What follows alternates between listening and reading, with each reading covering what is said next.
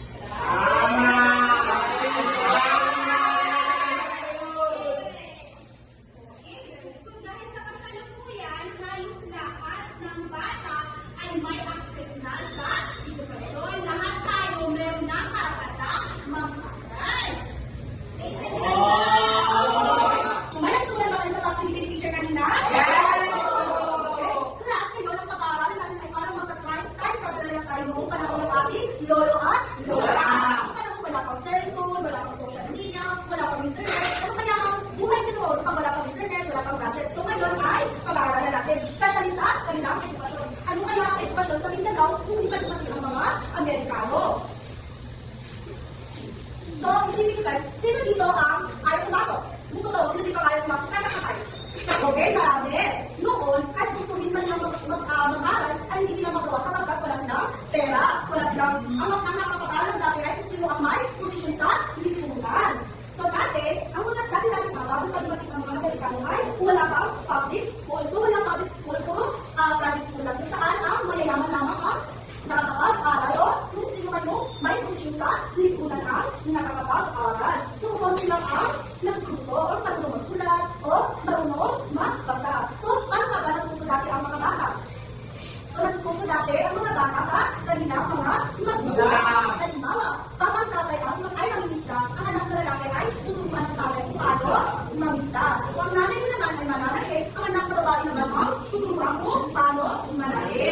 So ang mga bata babae talaga ang ituturo sa kanila ay mga gawaing bahay. Ang mga anak na lalaki na ituturo sa kanila ay paano buhay. So ang mga Muslim naman, ang nagtuturo sila o may tinatawag na madrasa. Ang sa mga Muslim ay nagtuturo sila sa kanilang ustaz o yung kanilang guru na tinatawag na ustaz. So una sila po nagtuturo ng kanilang kultura o ang kanilang religion na Islam. So doon po nagtuturo yung Quran. So sa mga lugar naman po ay nagtuturo sila sa pamagitan ng kwentong matatanda. Kaya kita naman po diba sa mga libro, may mga kwento na matatanda tapos yung mga bata nagkikinig lang. So ang mga lugar daw ay yung lamang sila yung nagtuturo. Naiintindihan po ba? Okay. So, ano naman kaya ang naging buhay nila nung dumating ang mga Amerikano? So, nung dumating ang mga Amerikano, ilan na dumating ang mga Amerikano, no? 91! Okay, ilan ang mga Amerikano dumating? 600! So, noong 1901, ay dumating ang 600 na Amerikano, puro na tinatawag na Thomas Sykes. So, kasi, kaya sila tinawag na si Thomas Sykes kasi yun yung nakalagay sa bagong kanilang sinakyan. So, ano ba ang ginawa ng Amerikano dito sa Mindanao? Bakit sila pupunta sa Mindanao? So, ang mga Amerikano ay nagpatayo sila ng paaralan na Universidad. Okay. So, nung dumating ang mga Amerikano ay marami ng mga Pilipino natuto magsulat, natuto magbasa. So, ano ba yung mga subject na kanilang tinuturo?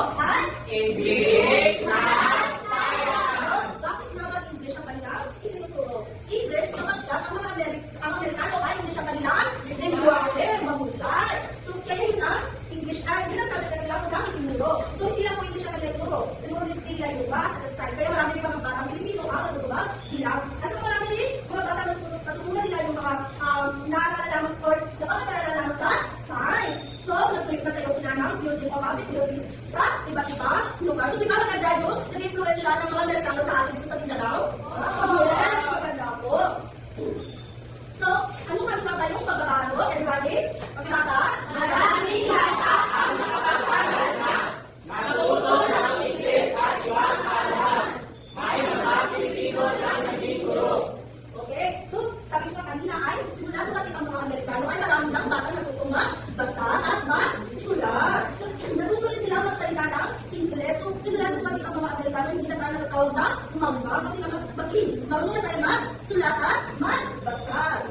So, hindi lang po mga Amerikano ang naging guro. Marami rin mga Pilipino ang naging guro. So, sino dito gusto maging teacher? Doctor?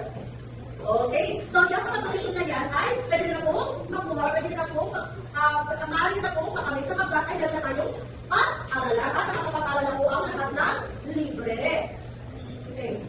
Pero, may mga problema pa rin. Ang mga Muslim at Tumal ay hindi kaano nakikilala dahil malayo ang mga paralan o ayaw nilang makabalo na kanilang kultura. So, ang mga Muslim at Tumal daw ay hindi masyado, maraming hindi nakakabalo, ayaw nila mabago yung kultura nila. Sunod ay English ang niyo o nahirapan ang mga bata. So, syempre parang bago para sa kanila yung kultura ang English, so naghirapan. Kaya ang iba ay ayaw nila mag-aral. Ang muli ay hindi pantay-pantay ang kanilang ng edukasyon sa lahat ng lugar. So, kaya ngayon naman po, ang hindi pa rin pantay-pantay ang kanilang ng edukasyon. Ano ba kaya ang noon? Ang mga, sunod naman ay ang mga kahalagahan ngayong 2025. So, ngayong 2025 ay marami ng paaralan sa halos lahat ng lugar ay kasalibdig na lugar ay meron na rin paaralan. Yes. At libre pa rin ang public education. Salamat sa mga Amerikano sapagkat isa kanila nagsimula ang mga public school ngayon. Ay kayo, nag-aaral kayo sa public school. So, ayun, si teacher ay graduate din siya sa public school. So, pero may mga pasuko pa rin ang mga Muslim. Wala kang school doon, isang malayo sa ibang lugar. So, may mga lugar pa rin, especially sa mga liblib ang walang pangaral. So, marami pa rin mga batang hindi nakakapag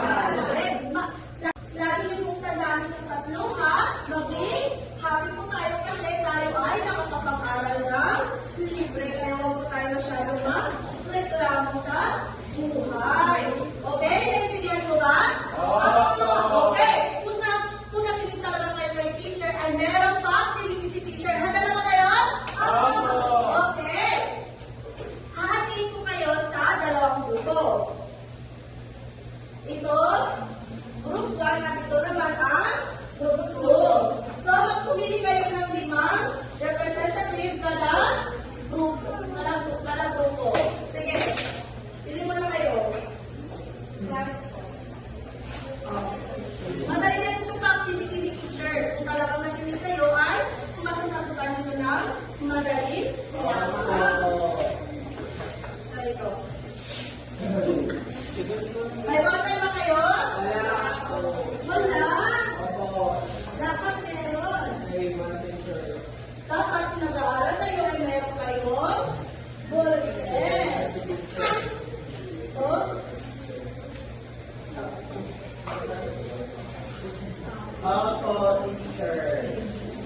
ngayon, ay merong 5 station.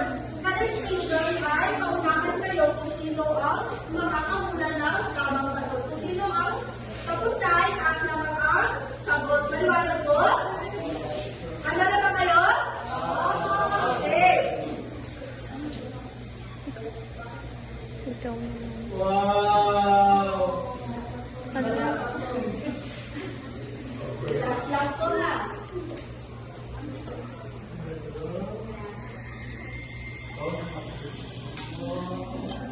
Okay. Handa na ba? Okay. Unang katanungan. Station 1. 5. Okay. Group 1, panalo. Station 2. Okay, ha? We are to guide students. Okay, station 2. Handa? Let's go. Go. Sige. Group na naman dalawa. Group 2. Bilis-bilisan mo naman. Station 3 na.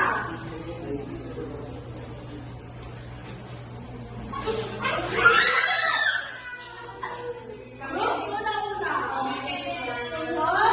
Group 1, 2, group 2, 1. Okay, station 2 na ito. Ay, station 4 na. Handa?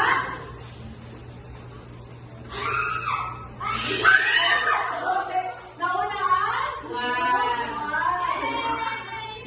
Last.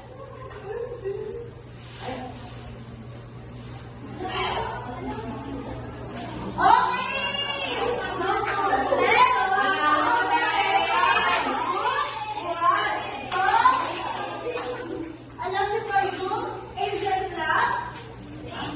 Angel Club para sa group 1. Ganito lang.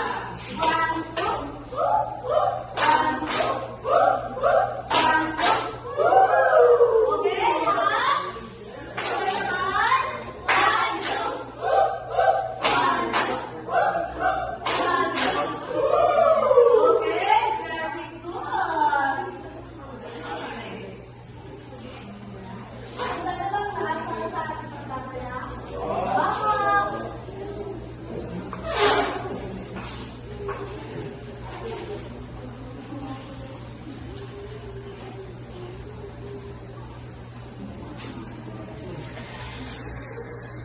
Ang ganda bang lahat para sa ating pagkakaya? Ang ganda ng lahat ang buhay ng one word natin.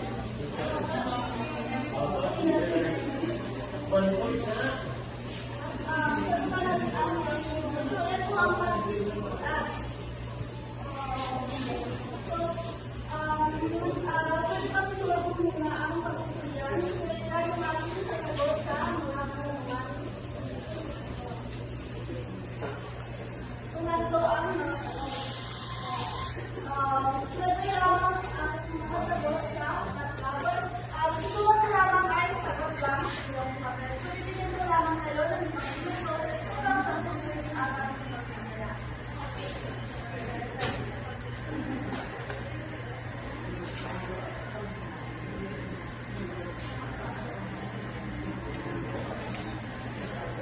Tapos na ba?